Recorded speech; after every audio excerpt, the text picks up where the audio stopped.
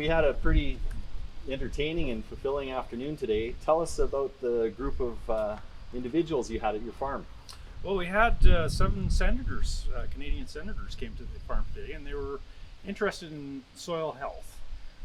And in Western Canada here, in this dry zone here, what soil health is trying to basically preserve the soil so that we can get as good of production from the limited moisture that we can. How important is it for Pulse Canada to have your chair hosting the Senate Ag and Forestry Committee on his farm here in Western Canada? Well, I think it's really important. Back in March, we actually appeared at the Senate on this topic of soil health. Us with the Canola Council gave a presentation about the principles of soil health and how far we've come as a sector, especially here on the prairies. And as part of that tour, you took them to a couple pieces of equipment. We're standing in front of one right here. What is this, Kevin?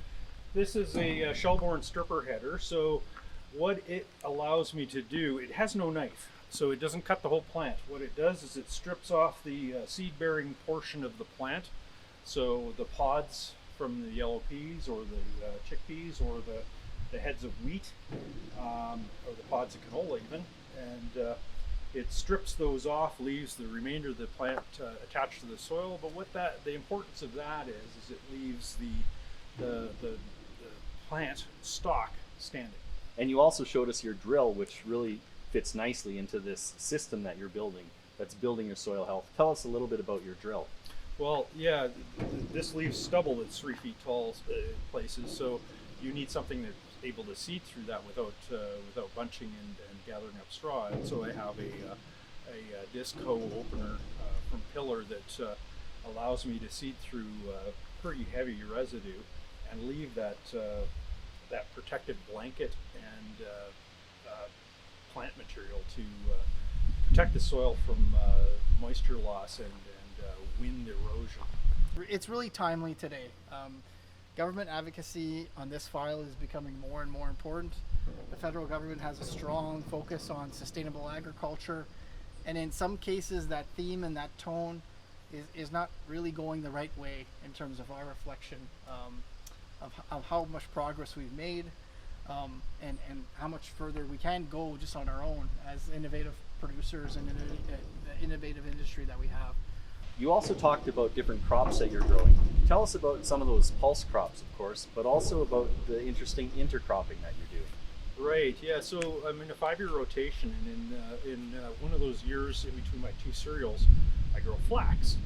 And I was thinking, well, I've heard of these chickpea flax intercrops, and that intrigues me because chickpeas are also a nitrogen fixer, like all pulses or most pulses, and it allows me to have basically 2 out of 5 years with my yellow peas in a 5-year rotation with a pulse, and you get the benefit of having the flax with the chickpeas speeds the maturity of both, and it also reduces the disease for like the ascotida disease load that I have on my chickpeas. How important is it for senators to be able to ask those questions of Commission or Pulse Canada staff and of Kevin himself?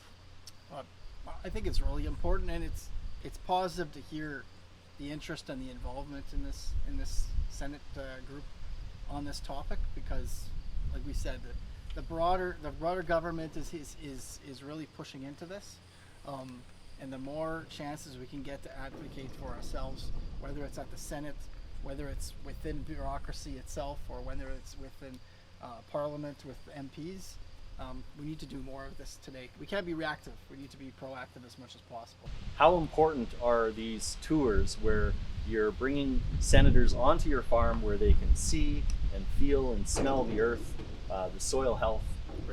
How valuable do you see this as the chair of Pulse Canada, but also as a director with Alberta Pulse? Well, even as a farmer, I mean, looking at this and our decision makers in Ottawa, and the people who have influence in Ottawa, are coming to the people that are actually growing those crops and understand how we build soil health, how we this is our lifeblood.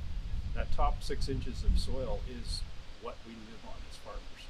That's where we get our production from. And so it's very important to us. But having that ability for them to understand why it's important to us, and it helps us to keep good policy coming.